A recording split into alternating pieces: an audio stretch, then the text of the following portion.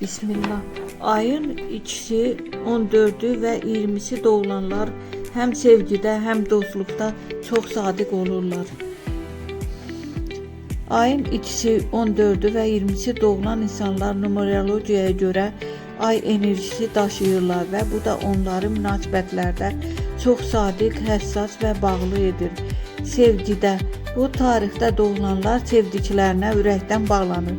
Xəyanəti qəbul etmirlər və münasibətdə uzun ömürlü olmağa çalışırlar. Sevəndə tam sevərlər, yarı yolda qoymazlar. Dostluqda çox etibarlı dost olurlar.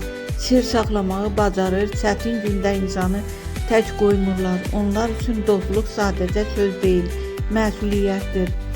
Xarakter olarak həssas, anlayışlı, empatik və sakit təbiətlidirlər. Amma incinsələr içlərinə qapanırlar və asan bağışlamırlar.